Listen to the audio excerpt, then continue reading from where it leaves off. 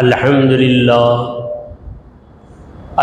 لله نحمده ونستعينه ونستغفره ونؤمن به ونتوكل عليه ونعوذ بالله من شرور أنفسنا ومن سيئات أعمالنا من يهده الله فلا مضل له ومن يضلله فلا هادي له ونشهد أن لا إله إلا الله وحده لا شريك له ونشهد أن سيدنا ونبينا وشفيعنا وحبيبنا ومولانا محمدا عبده ورسوله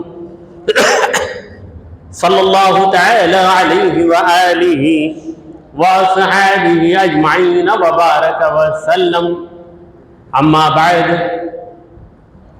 فأعوذ بالله من الشيطان الرجيم بسم الله الرحمن الرحيم ما كان محمد أبا أحد من رجالكم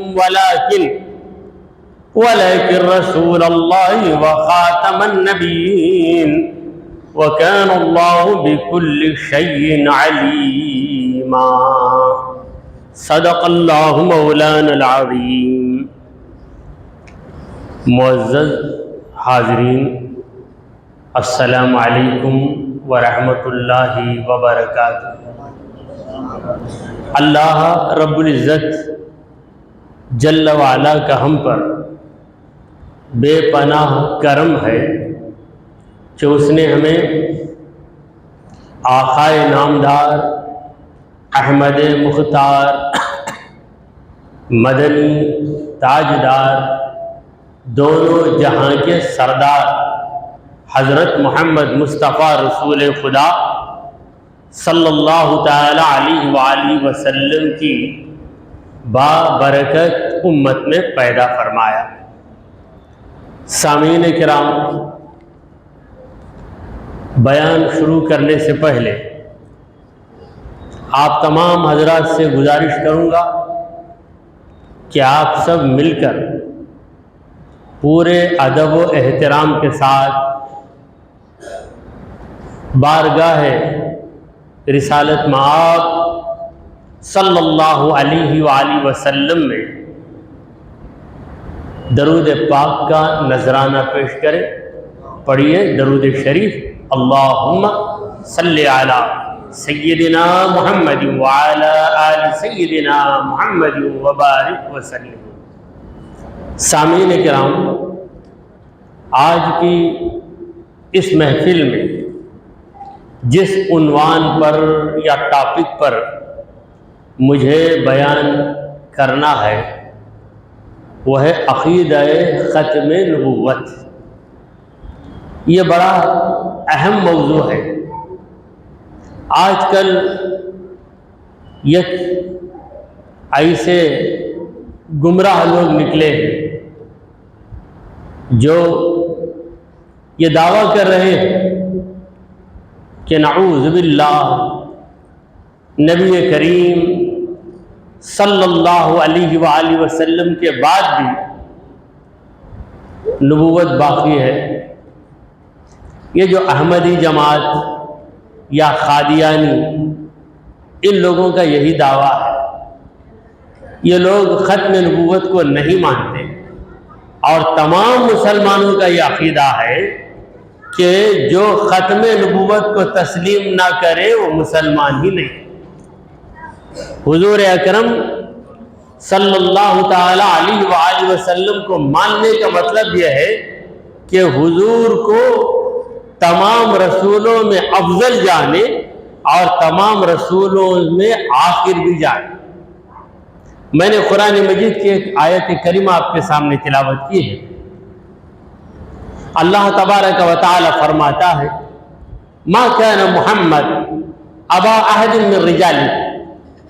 محمد صلی اللہ علیہ وسلم تم مردوں میں کسی کے باپ نہیں.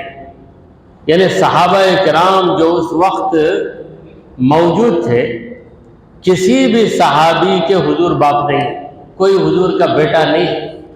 یہ آیت اس وقت پر نازل ہوئی جب رسول کریم صلی اللہ علیہ وآلہ وسلم پر منافقوں نے یہ الزام لگایا کہ حضور نے اپنی بہو سے نکاح کر لیا۔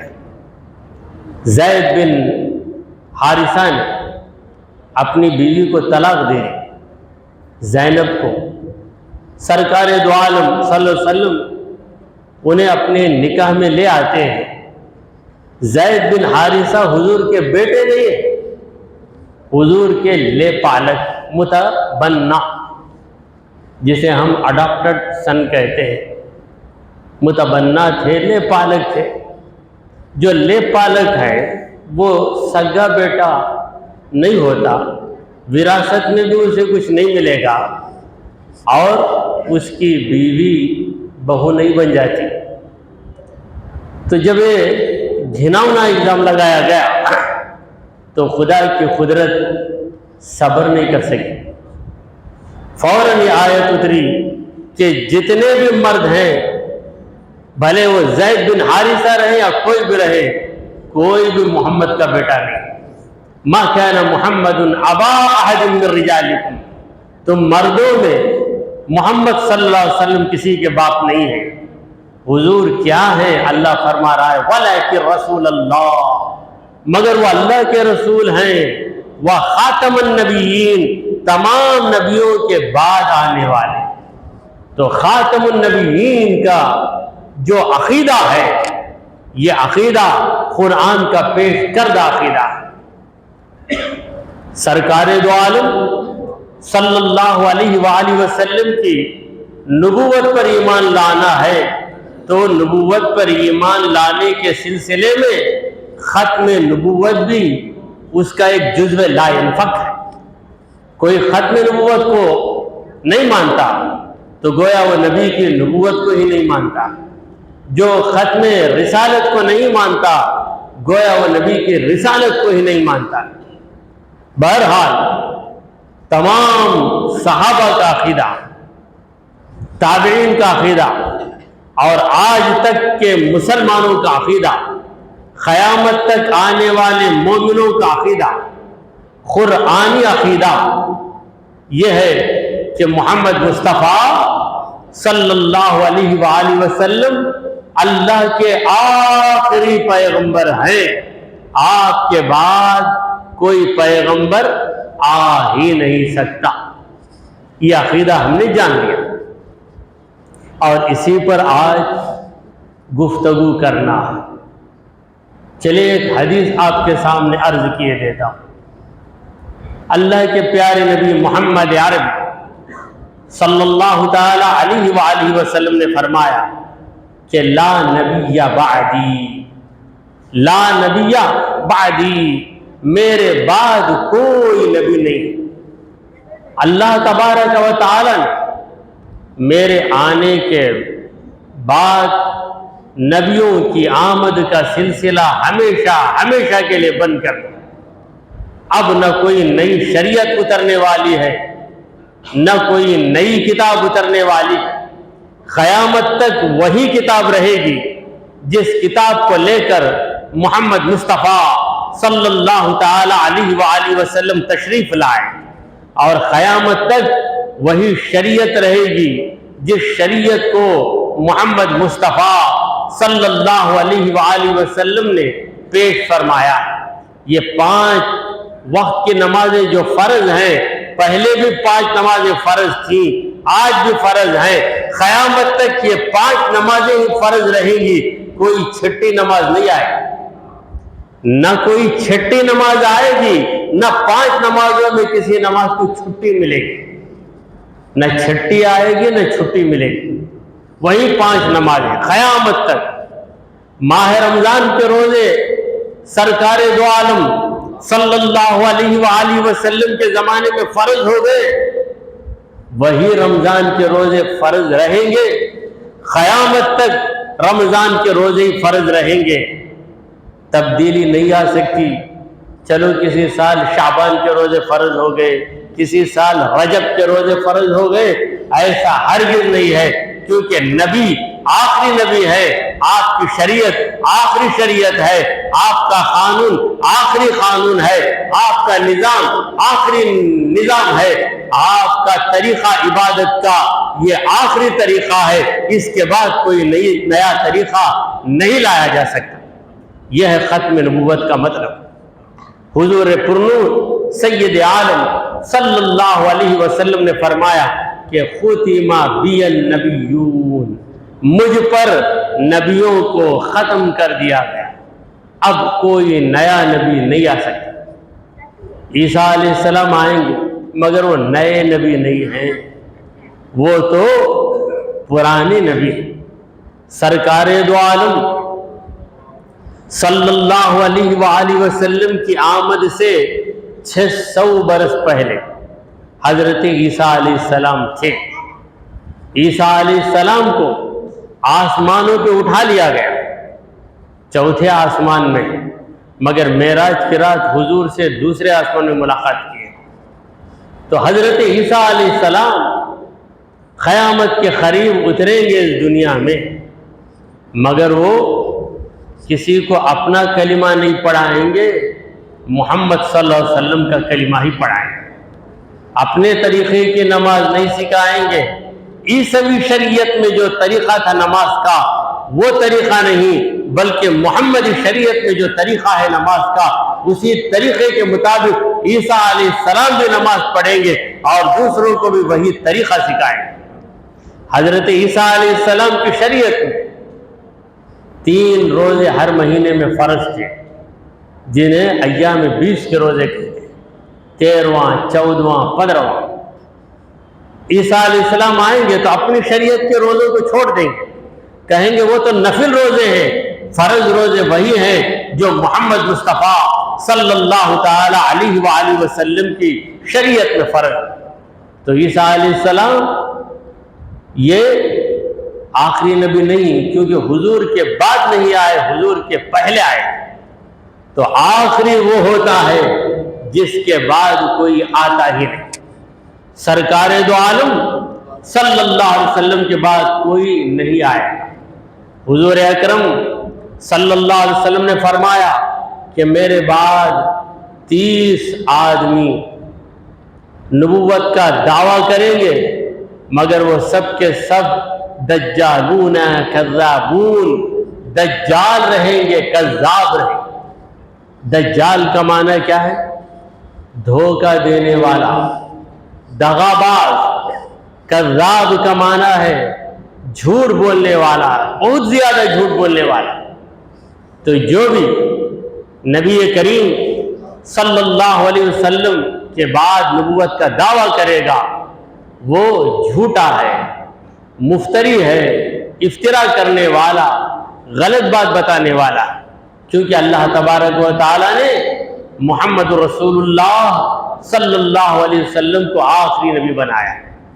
حاضرین محترم، سرکار دو عالم صلی اللہ علیہ وسلم کا مبارک دور تھا۔ اس مبارک دور میں ایک نامبارک انسان پیدا ہوا۔ وہ نامبارک ملعون انسان، اس کا نام تھا مسیلمہ۔ ہم کہتے ہیں مسیلمۃ الکذاب، مسیلمہ الکذاب۔ کذاب کا معنی بہت زیادہ جھوٹ بولنے والا۔ دیکھیے عربی میں ایک مبالغہ کا صیغہ ہوتا ہے۔ کاذب کا معنی جھوٹ بولنے والا، کذاب کا معنی پکا جھوٹا۔ جیسے ہم کسی کے بارے میں کہتے ہیں جھوٹا آدمی ہے، مگر کسی کے بارے میں کہتے ہیں پکا جھوٹا ہے، تو پکا جھوٹا اسے عربی میں کہتے ہیں کذاب۔ تو مسیلمہ نام کا ایک شخص، اس نے نبی ہونے کا دعویٰ کیا۔ کب؟ سرکار دو عالم صلی اللہ علیہ وسلم ہی کے زمانے میں۔ بعد میں کئی لوگوں نے نبوت کا دعویٰ کیا۔ دیکھیے بات آپ کے سامنے عرض کر دیتا ہوں، جو اللہ کے پیغمبر ہیں، اللہ کے نبی ہیں، ان کو ہم کیا کہتے ہیں؟ نبی کہتے ہیں۔ جو نبی نہیں ہے مگر نبی ہونے کا جھوٹا دعویٰ کرتا ہے، اسے ہم کہتے ہیں متنبی۔ متنبی ایک نبی ہے، دوسرا متنبی۔ نبی جو ہے سچا نبی، اور جھوٹا جو نبی نہ ہو کر نبی ہونے کا دعویٰ کرتا ہے اسے متنبی کہیں گے۔ مسیلمہ ایک متنبی تھا، اس نے دعویٰ کر دیا کہ میں نبی ہوں، اور اس ظالم نے نبی کریم صلی اللہ علیہ وسلم کو ایک خط لکھا۔ خط میں کیا لکھا؟ کیا محمد صلی اللہ علیہ وسلم، وہ تو صلی اللہ علیہ وسلم نہیں کہا ہوگا، ہم کہیں گے، اس کی بات کی نقل بھی کریں گے تو درود پڑھے بغیر نہیں رہیں گے، کیونکہ درود یہ بڑی فضیلت والی چیز ہے۔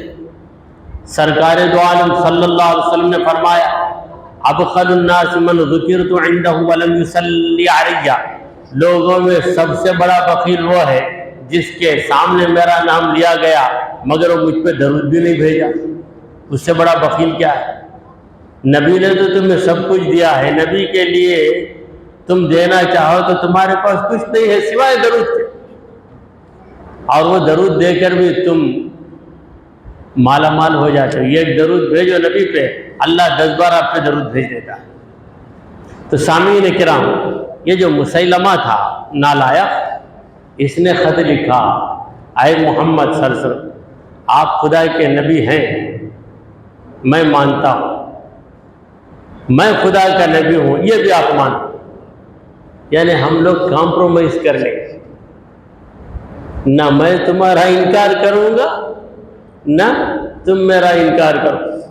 جیسا کہ ایک دعوت میں 2 صاحب گئے، دونوں حاجی نے، ایک زمانے میں حاجی کی بڑی قدر تھی، آج تو ماشاءاللہ تقریباً 50% لوگ حج کر چکے، آسانیاں ہو گئی ہیں۔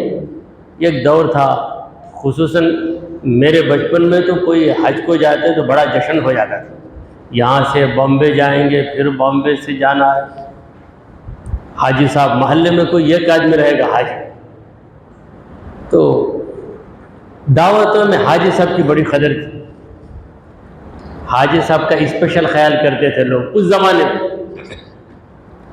تو 2 آدمی ملے، دونوں نے کہا، من تورا حاجی بگویم، تو مرا حاجی بگو، میں تجھے حاجی حاجی بلاتا ہوں، تو مجھے حاجی حاجی بلا۔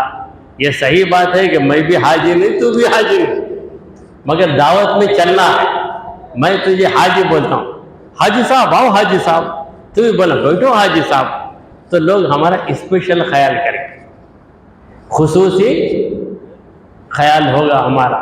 تو دونوں گئے، ایک نے دوسرے کو حاجی کہا، پیٹ بھر کے کھائے آگے۔ تو یہ سوچا مسیلمہ، اس کا خیال کتنا گندا ہے، دیکھیے، مسیلمہ نے سوچا کہ محمد صلی اللہ علیہ وسلم نے جو نبی ہونے کا دعویٰ کیا ہے دنیا کی طلب میں کیا ہے، جبکہ مسیلمہ دنیا کی طلب میں یہ دعویٰ کیا ہے۔ کہتے ہیں المرء یقیس علی نفسی، المرء یقیس علی نفسی، ہر آدمی دوسرے کو اپنی طرح ہی قیاس کرتا ہے۔ تو مسیلمہ نے حضور کو اپنی طرح سمجھ لیا، کیونکہ مسیلمہ جو نبوت کا دعویٰ کیا بس دنیا بٹورنے کے لیے، دنیا کا بڑا مالدار بننے کے لیے، میں نبی ہونے کا دعویٰ کروں گا، لوگ میرے پیچھے پیچھے چلیں گے، پھر میں کچھ نہ کچھ کہہ کر ان سے وصول کرتا جاؤں گا اور دنیا کا بہت بڑا مالدار آدمی بن جاؤں گا، یہ اس کا خیال تھا۔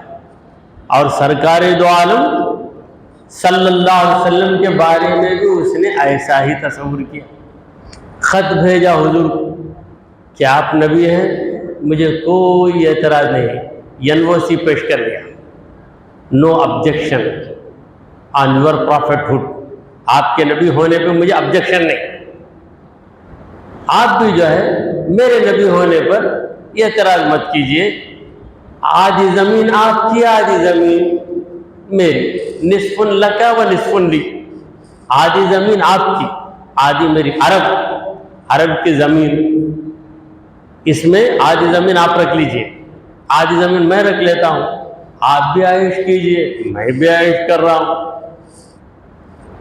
آپ وہاں پہ چند لوگوں کو بیوقوف بنائیں گے، میں یہاں پر میرے لوگوں کو بیوقوف بناؤں گا۔ تو حضور سرکار دو عالم صلی اللہ علیہ وسلم نے لکھا کہ من محمد رسول اللہ الی مسیلمۃ الکذاب، جواب حضور کی طرف سے محمد رسول اللہ کی جانب سے یہ خط مسیلمہ کذاب کی طرف، جھوٹے مسیلمہ کی طرف۔ حضور نے کہا میں تو اللہ کا نبی ہوں، یہ تو میں مانتا ہوں، مگر تو جھوٹا ہے، تو نبی نہیں ہے خدا کا، اور تو مجھے دنیا کی لالچ دے رہا ہے۔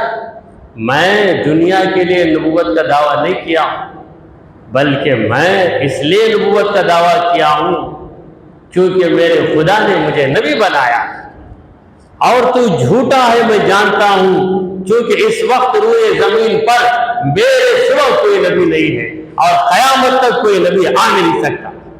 جتنے نبی آئے آ گئے، مجھ سے پہلے آئے آ گئے، اب میرے ساتھ بھی کوئی نبی نہیں، میرے بعد بھی کوئی نبی نہیں۔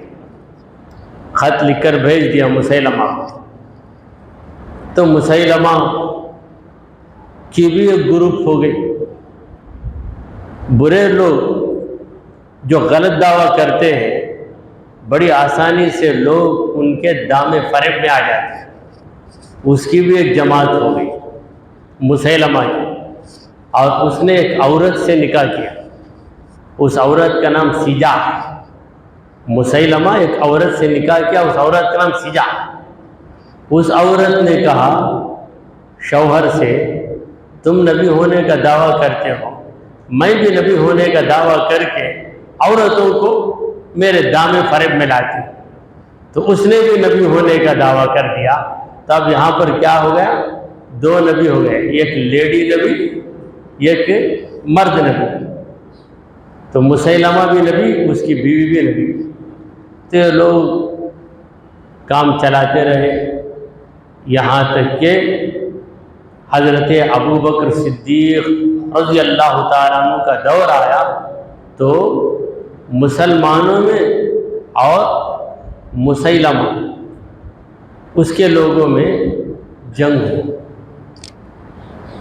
ہوئی، یہ بھی کلمہ پڑھتے، وہ بھی کلمہ پڑھتے، لا الہ الا اللہ میں اسے اختلاف نہیں تھا، لا الہ الا اللہ، نعرہ تکبیر یہ لوگ بولے تو وہ بھی نعرہ تکبیر بولتے۔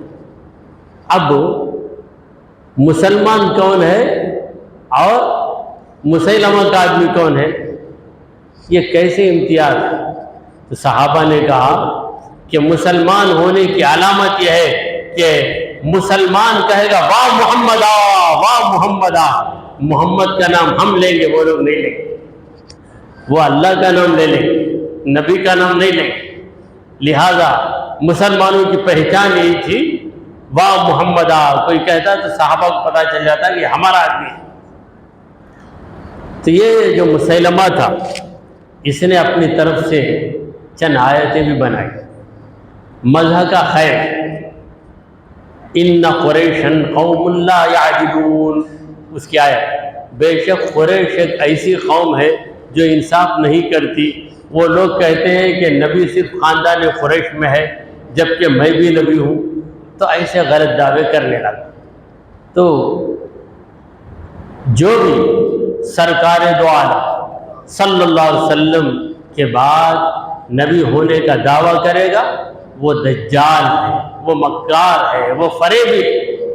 رسول کریم صلی اللہ علیہ وسلم نے فرمایا کہ 30 آدمی دعویٰ کریں، ہر ایک کے دعویٰ کرے گا، 30 آدمیوں میں ہر ایک کے دعویٰ کرے گا کہ میں نبی ہوں۔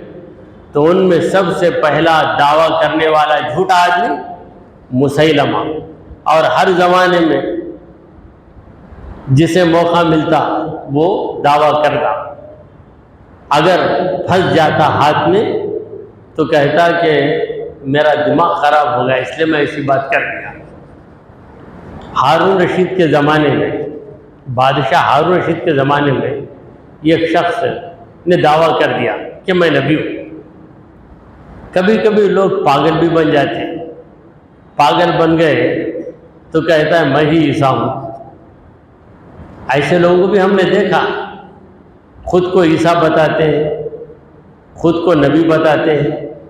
بہرحال پاگل بنے یا عقل مند بنے، جب غلط دعویٰ کر دیا تو کافر ہو گئے۔ تو ہارون رشید کے زمانے میں یہ جو متنبی ہوتے ہیں، نبوت کا جھوٹا دعویٰ کرنے والے، ان کی حماقت واضح ہو جاتی ہے۔ تو ہارون رشید کے دور میں ایک شخص نے دعویٰ کر دیا کہ میں نبی ہوں۔ ہارون رشید نے کہا کہ اسے گرفتار کر کے لاؤ۔ آیا، ہارون رشید بولا مجھے معلوم ہے، میں تو جانتا ہوں کہ ہمارے نبی کے بعد کوئی نبی نہیں، خیر تو دعویٰ کیا ہے تو ہر نبی کا ایک معجزہ ہوتا ہے، تیرے پاس کیا معجزہ ہے بتا۔ اس نے کہا کہ میرے پاس ایک معجزہ ہے۔ کیا معجزہ؟ تمہارے دل میں کیا ہے میں بتاؤں گا، بتا۔ کیا کہا؟ اے ہارون رشید آپ کے دل میں کیا ہے میں بتاؤں گا۔ ہارون رشید نے پوچھا بتا میرے دل میں کیا ہے؟ کہا میں جھوٹا ہوں، یہ دل میں ہے نا آپ کے، میں جھوٹا ہوں یہ آپ کے دل میں ہے نا؟ یہ تو واقعی بات ہے، تو جھوٹا ہے، میرے دل میں ہے، میری رگ رگ میں ہے۔ پھر اس نے معذرت چاہی اور کہا کہ میں یہ دعویٰ دل سے نہیں کیا، بس یوں ہی حماقت سے کر دیا، میرا عقیدہ وہ نہیں ہے، اس طرح کہہ کر وہ بچ کر نکل گیا۔ تو اس دور میں چند سال پیشتر قادیان میں ایک شخص نے یہ دعویٰ کیا کہ میں نبی ہوں، اور اس شخص کا نام ہے مرزا غلام احمد، مرزا غلام احمد، اور وہ قادیان کا رہنے والا تھا، اس لیے اسے کہتے مرزا غلام احمد قادیانی، مرزا غلام احمد قادیانی۔ اور اس کے راستے پہ چلنے والے جو عجیب و غریب باتیں کرتا تھا اور خود کو پیغمبر بتانے لگا، تو اس کی جماعت، اس جماعت کا نام ہے قادیانی۔ بعض کہتے وہ قادیانی مسلمان، حالانکہ انہیں مسلمان کہنا ہی نہیں چاہیے، قادیانی کہہ دو بس، وہ لوگ قادیانی ہیں، بات ختم۔ قادیانی مسلمان نہیں بول سکتے، کیونکہ قادیانی ہے جو حضور کو آخری نبی نہیں مانتا ہے، تو مسلمان کیسے ہو سکتا ہے؟ بہرحال ہمارا اجماعی عقیدہ ہے، پوری دنیا کے مسلمانوں کا عقیدہ ہے کہ حضور اکرم صلی اللہ تعالی علیہ وآلہ وسلم آخری نبی۔ حضور اکرم صلی اللہ علیہ وسلم نے فرمایا کہ علماء امتی کا انبیاء بنی اسرائیل، میری امت کے علماء بنی اسرائیل کے پیغمبروں کی طرح، یعنی نبوت کا سلسلہ ختم ہو گیا۔ جو کام انبیاء کرام کرتے تھے وہ کام علماء کریں گے، مگر علماء ہوں گے، انبیاء نہیں ہوں گے، انہیں نبوت کا درجہ نہیں ملے گا۔ حاضرین محترم، نبیوں کا سلسلہ ختم ہو گیا، اب جو سلسلہ جاری ہے وہ ولیوں کا سلسلہ جاری ہے، ولایت جاری ہے۔ امام مہدی وہ بھی ولی ہی رہے گی، کوئی نبی حضور کے بعد ہو ہی نہیں سکتا۔ یہ ایک حدیث میں نبی کریم صلی اللہ علیہ وسلم نے فرمایا کہ لو کان بعدی نبی لکان عمر، اگر میرے بعد کوئی نبی ہوتا تو حضرت عمر نبی ہو جاتے، الا انہ لا نبی بعد، مگر حقیقت یہ ہے کہ میرے بعد کوئی نبی نہیں ہے، اس لیے عمر بھی نبی نہیں بنے۔ جب عمر ہی نبی نہیں بنے تو کوئی اور کیسے نبی بن سکتا ہے؟ تو ختم نبوت یہ مسلم عقیدہ ہے، اس عقیدے کا تعلق سرکار دو عالم صلی اللہ علیہ وسلم کی ذات گرامی سے، اور حضور اکرم صلی اللہ علیہ وسلم اللہ کے آخری نبی ہیں، اسی لیے جتنے انبیاء حضور کے پہلے آئے وہ حضور اکرم صلی اللہ علیہ وسلم کے بارے میں اپنے لوگوں کو سناتے رہے۔ حضرت عیسیٰ علیہ السلام نے بھی اپنی قوم سے کہا وَمُبَشِّرًا بِرَسُولٍ يَأْتِي مِن بَعْدِي، اے لوگو میں تمہیں ایک رسول کی خوشخبری دے رہا ہوں، یأتی من بعدی، جو میرے بعد آئیں گے، اسمہ احمد، ان کا نام احمد ہوگا۔ سرکار دو عالم صلی اللہ علیہ وسلم کے مبارک شانے پر ختم نبوت کا مہر لگا ہوا تھا، ایک نشان لگا ہوا تھا جو انڈے کی طرح گول تھا۔ وہ نشان آپ کے آخری نبی ہونے کی نشانی ہے۔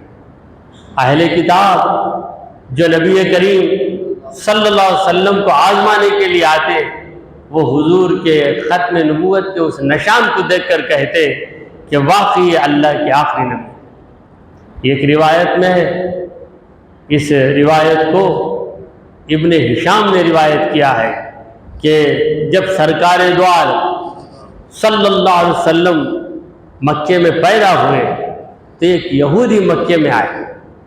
مکے میں یہودی لوگ نہیں رہتے تھے، باہر سے آتے تھے، جبکہ مدینے میں بہت سے یہودی تھے۔ ایک یہودی تجارت کے لیے مکہ آیا۔ اس یہودی نے لوگوں سے پوچھا کہ آج تمہارے ہاں کوئی لڑکا پیدا ہوا ہے؟ لوگوں نے کہا کہ ہمیں اس کا علم نہیں ہے، مگر اس یہودی نے کہا کہ تلاش کرو کہ کہیں آج لڑکا پیدا ہوا ہے۔ جب پتہ لگایا گیا تو معلوم ہوا کہ حضرت عبداللہ کے گھر میں محمد صلی اللہ علیہ وسلم پیدا ہوا۔ یہ سنتے ہی وہ یہودی آیا، آ کر کہا کہ میں اس بچے کو دیکھنا چاہتا ہوں۔ بی بی عامرہ سے گزارش کی گئی کہ ایک یہودی اہل کتاب وہ آپ کے بچے کو دیکھنا چاہتا ہے، ذرا دکھائیے۔ تو بی بی آمنہ نے اجازت دے دی، تو بچے کو لے کر آئے تو یہودی نے غور سے دیکھا، اسے ختم نبوت کا مہر نظر آیا۔ اس نے کہا کہ ہائے افسوس، تم لوگوں کو تو خوشخبری مل گئی، مگر مجھے افسوس ہے۔ کیا افسوس؟ کہ آخری نبی یہودیوں میں نہیں بلکہ وہ عربوں میں پیدا ہو۔ نبی کریم صلی اللہ علیہ وسلم اہل عرب میں پیدا ہوئے، یہ فیصلہ اللہ کا فیصلہ، مگر اس یہودی کو اپنی قوم سے اتنی محبت ہے کہ اللہ کے فیصلے سے بھی وہ راضی نہیں۔ اللہ نے ایسا فیصلہ کیوں کیا، یہ اس کا اعتراض تھا۔ بہرحال سرکار دو عالم صلی اللہ علیہ وسلم جب تشریف لائے تو پروردگار عالم نے حضور پر اپنے دین کو مکمل کر دیا، ایسا مکمل کر دیا کہ پھر اس دین کو مکمل بنانے کے لیے کسی نبی کے آنے کی ضرورت ہی نہیں۔ دیکھیے ہم جو کلمہ پڑھتے ہیں وہ کلمہ کیا ہے؟ محمد الرسول اللہ، محمد اللہ کے رسول ہیں، آج بھی اللہ کے رسول ہیں، قیامت تک اللہ کے رسول ہی رہیں۔ جبکہ دیگر نبیوں کے بارے میں ہم کہیں گے کہ ایک زمانے میں موسیٰ علیہ السلام نبی تھے، ان کی امت تھی، داؤد علیہ السلام نبی تھے، ان کی امت تھی، ابراہیم علیہ السلام نبی تھے، ان کی امت تھی، مگر حضور کے بارے میں نہیں کہیں گے کہ ہمارے حضور نبی تھے، بلکہ یہی کہیں گے کہ ہمارے حضور نبی ہیں اور ہم سب حضور کی امتی ہیں۔ قیامت تک حضور ہی نبی رہیں گے، پھر قیامت میں سرکار دو عالم صلی اللہ علیہ وسلم کے آخری نبی ہونے کا سب کو پتہ چل جائے، مگر وہاں پتہ چلے تو اس سے فائدہ نہیں، دنیا ہی میں مان لینا چاہیے۔ تو یہ 1,00,000 صحابہ تھے، یہ 1,00,000 صحابہ میں ہر صحابی کا یہی عقیدہ تھا کہ محمد مصطفیٰ صلی اللہ علیہ وسلم اللہ کے آخری نبی۔ دیکھیے قرآن مجید میں اللہ تعالیٰ نے فرمایا الیوم اکملت لکم دینکم، آج میں نے تمہارے دین کو مکمل بنا دیا ہے، واتممت علیکم نعمتی، میری نعمت میں نے تم پر پوری کر دی ہے، ورضیت لکم الاسلام دینا، اور اسلام کو بطور دین میں نے پسند کر لیا ہے۔ اللہ تبارک و تعالیٰ نے یہ فیصلہ سنا دیا کہ آج دین مکمل ہو گیا۔ کوئی چیز نامکمل ہو تو اسے مکمل بنانے کے لیے کسی نبی کے آنے کی ضرورت پڑتی ہے۔ محمد مصطفیٰ صلی اللہ علیہ وسلم نے دین کو مکمل بنا دیا۔ جب حضور نے دین کو مکمل بنا دیا تو پھر کسی نبی کے آنے کی ضرورت ہی نہیں، اور اللہ تعالیٰ کو یہی منظور تھا، لہذا اللہ تعالیٰ کسی نہ کسی نبی کو بھیجتا رہا۔ کبھی داؤد علیہ السلام آئے، کبھی موسیٰ علیہ السلام آئے، کبھی ادریس علیہ السلام آئے، بالآخر عیسیٰ علیہ السلام آئے۔ اللہ نے محمد مصطفیٰ صلی اللہ علیہ وسلم کو بھیجا نہیں، اپنے ہی پاس رکھا۔ جب تمام نبیوں کو بھیج کر اللہ تعالیٰ نے ہر نبی سے ان کی ذمہ داری پوری کر دی، تو سب سے آخر میں اللہ نے محمد مصطفیٰ صلی اللہ تعالیٰ علیہ وآلہ وسلم کو بھیج۔ یہ خاتم النبیین، یہ لقب اللہ تبارک و تعالیٰ کا عطا کردہ لقب، اللہ کا دیا گیا لقب۔ اگر قرآن پر آپ کو ایمان ہے تو ہمارے حضور کے آخری نبی ہونے پر بھی آپ کو ایمان رہنا چاہیے۔ اگر کوئی کہتا ہے کہ حضور آخری نبی نہیں ہے تو اس کا مطلب یہ ہوا کہ وہ قرآن کو نہیں مان رہا، کیونکہ قرآن کہتا ہے وَلَكِنْ رَسُولَ اللَّهِ وَخَاتَمَ النَّبِيِّينَ، یعنی محمد صلی اللہ علیہ وسلم اللہ کے رسول ہیں اور آخری نبی۔ تو ہمارے نبی آخری نبی ہے، خاتم النبیین۔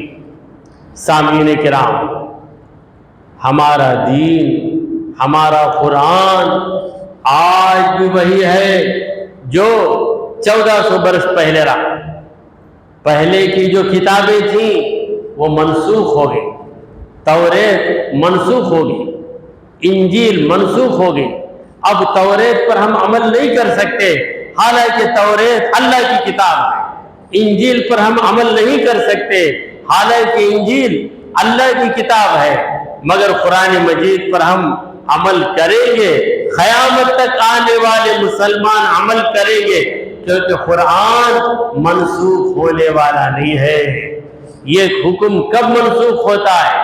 جب نیا حکم آتا ہے تو پرانا حکم منسوخ ہو جاتا ہے۔ نئی کتاب آتی ہے تو پرانی کتاب منسوخ ہو جاتی ہے۔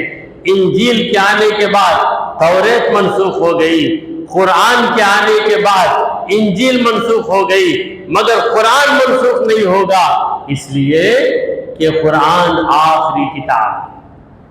قرآن آخری کتاب اس لیے ہے کہ قرآن آخری پیغمبر کو اتارا گیا۔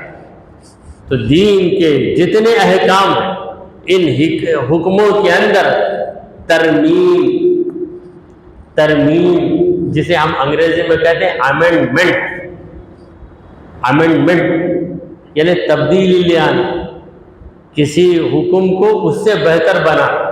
اب شریعت جو ہے بہترین شریعت، کوئی بھی حکم شریعت کے خلاف نہیں لایا جا سکتا۔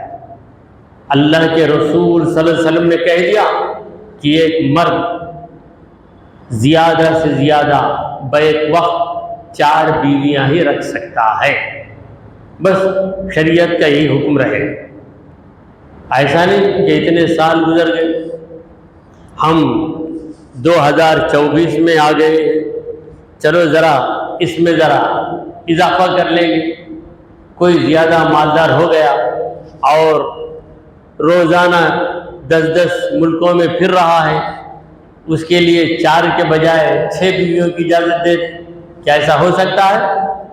بالکل نہیں ہو سکتا، کیونکہ حضور آخری نبی ہے تو آپ کی شریعت آخری شریعت، جو فیصلہ سرکار دو عالم صلی اللہ علیہ وسلم نے کر دیا ہے وہ آخری فیصلہ ہے، آخری فیصلہ، اس فیصلے میں تبدیلی نہیں لائی جا سکتی، ہے قول محمد، قول خدا، فرمان نہ بدلا جائے، ہے قول محمد، قول خدا، فرمان نہ بدلا جائے گا، بدلے گا زمانہ لاکھ مگر قرآن نہ بدلا جائے۔ حاضرین محترم، اگر میں پوچھوں کہ آپ سلیمان علیہ السلام کے طریقے پہ عمل کر سکتے ہیں تو آپ جواب دیں گے نہیں کر سکتے۔ سلیمان علیہ السلام اللہ کے نبی ہیں، ہم مانتے ہیں، مگر ان کا طریقہ منسوخ ہو گیا، ان کا طریقہ منسوخ ہو گیا۔ کوئی پوچھے کہ آپ حضرت موسیٰ علیہ السلام کی شریعت پہ عمل کر سکتے ہیں؟ ہم جواب دیں گے نہیں کر سکتے، کیونکہ موسیٰ علیہ السلام کی لائی گئی شریعت اب منسوخ ہو چکی ہے۔ اگر ہم سے کوئی پوچھے کیا محمد مصطفیٰ صلی اللہ علیہ وسلم کے طریقے پہ آپ عمل کریں گے تو ہم کہیں گے کہ ضرور اسی طریقے پہ ہم عمل کریں گے، اس لیے کہ ہمارے حضور کا طریقہ کبھی منسوخ ہونے والا نہیں ہے۔ منسوخ اس وقت ہوگا جب کوئی نیا نبی آئے گا، جب حضور کے بعد کوئی نیا نبی آئے گا ہی نہیں تو حضور اکرم صلی اللہ علیہ وسلم کا طریقہ کیسے منسوخ ہو سکتا ہے؟ دیکھیے 1400 برس گزر گئے، 1446 میں ہم آ گئے، 1440 پر 6واں سال ہجرت کے بعد، اور ہجرت کے اول 13 سال، اور بعثت سے پہلے ولادت اور بعثت میں 40 سال کا فرق، اور بعثت و ہجرت میں 13 سال کا فرق، تو ہجرت کے سال سے ہمارا کیلنڈر شروع ہوتا ہے۔ اتنی لمبی مدت گزر گئی، مگر آج بھی وہی دین ہے جو دین حضور اکرم صلی اللہ علیہ وسلم کے زمانے میں تھے۔ آج بھی وہ قرآن ہے جس میں 114 سورے، یہی 114 سورے حضرت ابوبکر صدیق کے دور میں بھی رہے، حضرت عمر فاروق کے دور میں رہے، حضرت عثمان غنی کے دور میں رہے، حضرت علی کے دور میں رہے، بلکہ ہر دور میں یہی 114 سورے رہے۔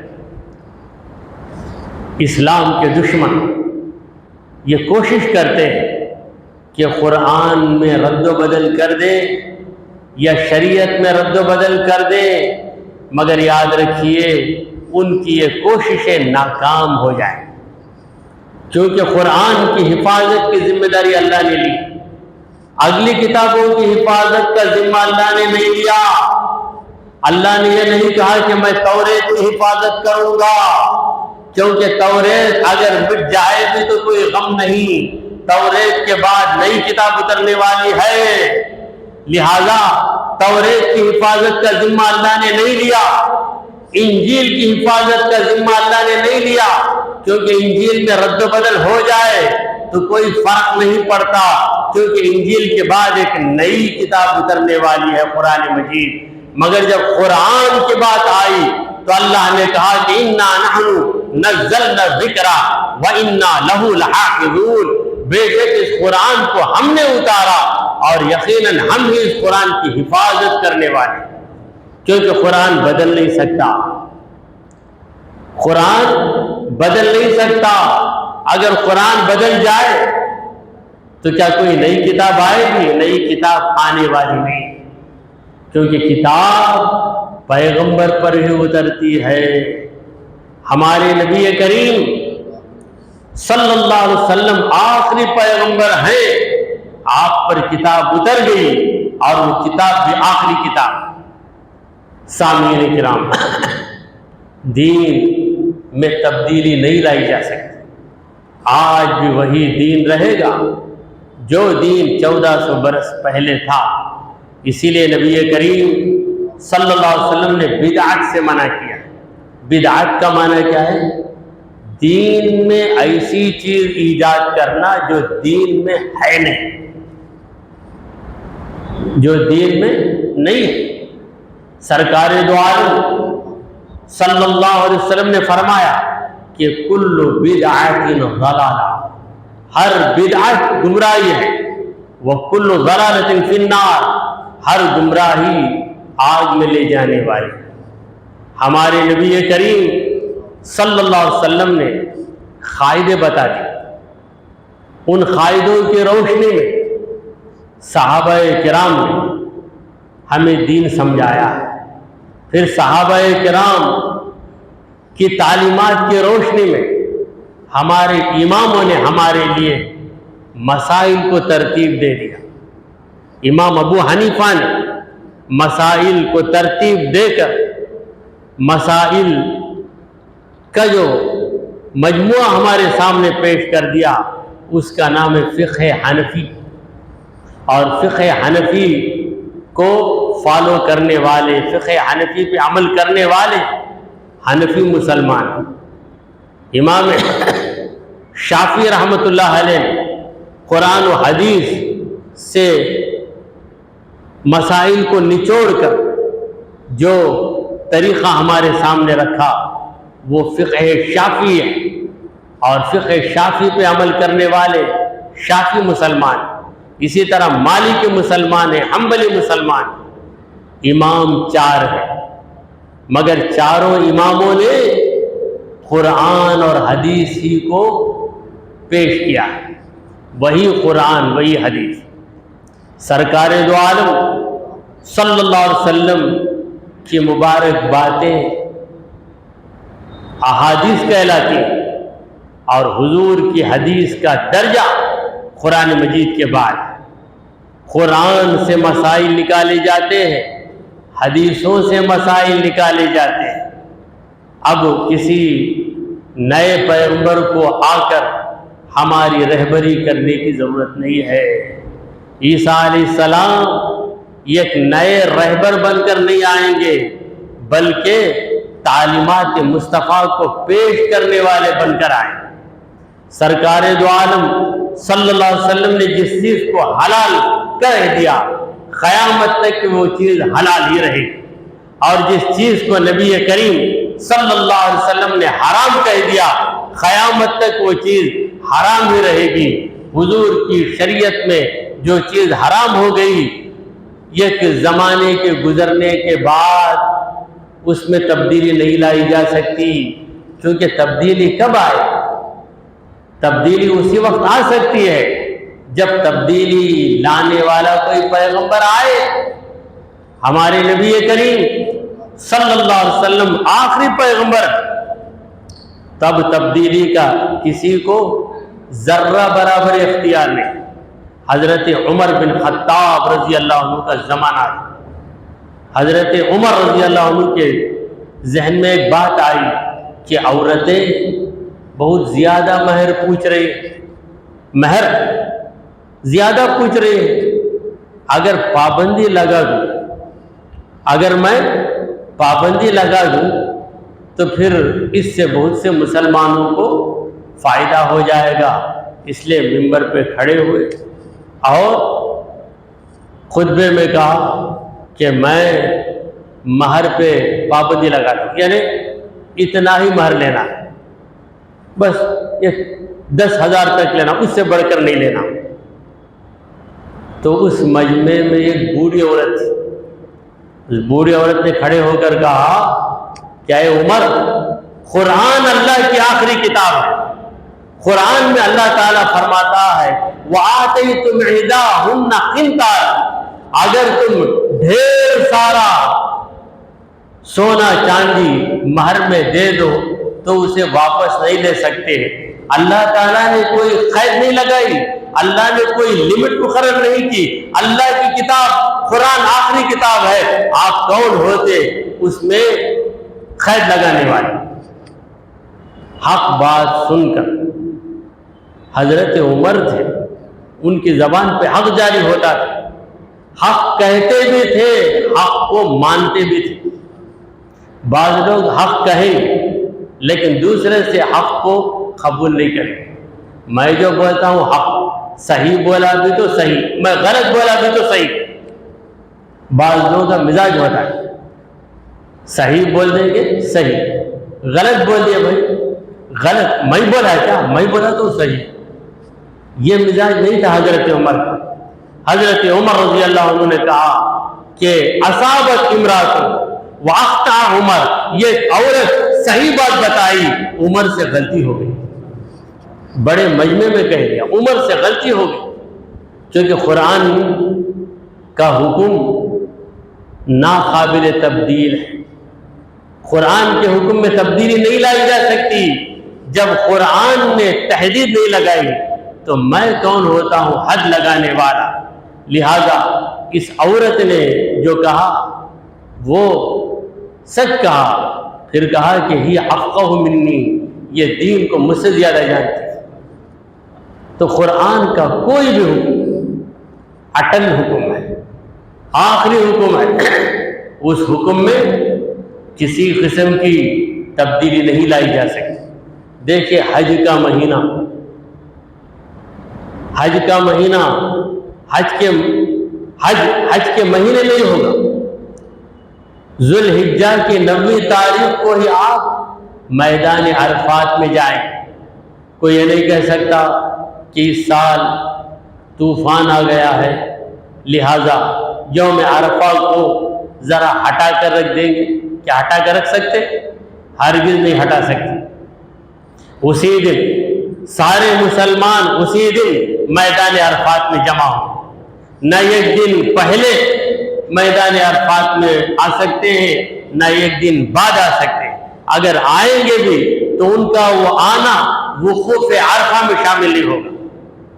آج اگر ہم مکہ چلے جائیں، جا کر میدان عرفات میں جا کے گھومیں تو کیا ہمیں میدان عرفات میں کھڑے ہونے کا ثواب ملے گا جو حج کے موقع پہ ملتا؟ ہرگز نہیں۔ تو جو وقت نبی نے مقرر کر دیا وہی وقت قیامت تک رہے گا۔ فجر کا وقت، ظہر کا وقت، عصر کا وقت، مغرب کا وقت، عشاء کا وقت حضور نے مقرر کر دیا، بس وہی وقت رہے گا۔ ظہر کب سے کب تک؟ ہر چیز کا سایہ دگنا ہو جائے، ہر چیز کا سایہ دگنا ہونے تک۔ زوال آفتاب کے بعد ہر چیز کا سایہ دگنا ہونے تک ظہر کا وقت رہے گا۔ ہر زمانے میں وہی وقت رہے گا۔ یہ نہیں کہہ سکتے کہ دوپہر کا وقت آرام کا وقت ہے، ذرا 10 بجے رکھ لے تو کیسا رہے گا ظہر کا وقت؟ رکھ سکتے؟ نہیں رکھ سکتے، کیونکہ نبی کی شریعت بدلنے والی نہیں ہے، اس لیے کہ ہمارے نبی کے بعد کوئی دوسرا نبی آنے والا ہی نہیں۔ جب آئے گا ہی نہیں تو شریعت کیسے بدلے؟ دیکھیے اگلے زمانے میں نبیوں کا کلمہ پڑھنے والے تھے۔ موسیٰ علیہ السلام کے زمانے میں موسیٰ کلیم اللہ پڑھنے والے تھے، عیسیٰ کے زمانے میں عیسیٰ روح اللہ پڑھنے والے تھے، مگر اس زمانے میں محمد رسول اللہ جو کلمہ ہے یہی کلمہ قیامت تک رہے۔ آخری مسلمان جس کے مرنے کے بعد کوئی مسلمان زندہ نہیں رہے گا، وہ آخری مسلمان بھی جو کلمہ پڑھے گا لا الہ الا اللہ محمد رسول اللہ ہی پڑھے گا۔ دیکھیے اللہ تعالیٰ نے حضور کو آخری نبی بنایا اور حضور پر اترنے والی کتاب قرآن کو آخری کتاب بنایا، اور اس کتاب کی ایسے حفاظت کی کہ آج دنیا میں کسی کتاب کا حافظ نہیں ہے، کسی کتاب کا حافظ نہیں ہے، اگر حافظ ہے تو قرآن مجید کا، اور وہ بھی یہ 2 حافظ نہیں ہے، ہزاروں حافظ ہیں۔ اور اس میں عجیب بات یہ ہے کہ قرآن کا حافظ قرآن کی زبان کو جانتا ہے، کسی چیز کو یاد کرنا ہے تو اسے سمجھ کر یاد کرنا، قرآن سمجھ میں نہیں آ رہا ہے مگر یاد ہو جاتا ہے۔ یہ حافظ قرآن اس طرح قرآن پڑھتا ہے گویا رفتار کے ساتھ ایک ریل جا رہی ہے۔ حاضرین محترم، اگر آج کسی بھی لائبریری کو جا کر اس کتاب کو نکال کر، لائبریری کتاب کو نکال کر آپ پھینک یا جلا دیں، تو اگر اس کا نسخہ دنیا میں نہیں ہے تو وہ کتاب نہیں مل سکتی۔ اگر قرآن کے دشمن مل کر ہر جگہ سے قرآن کو نکالے اور قرآن کو غائب کر دے، دفن کر دے یا جلا دے یا سمندر میں ڈال دے، تب بھی قرآن باقی رہے گا، کیونکہ ہر حافظ قرآن آگے بڑھ کر قرآن کو سنانے لگے گا۔ تو یہ قرآن کو مٹایا نہیں جا سکتا۔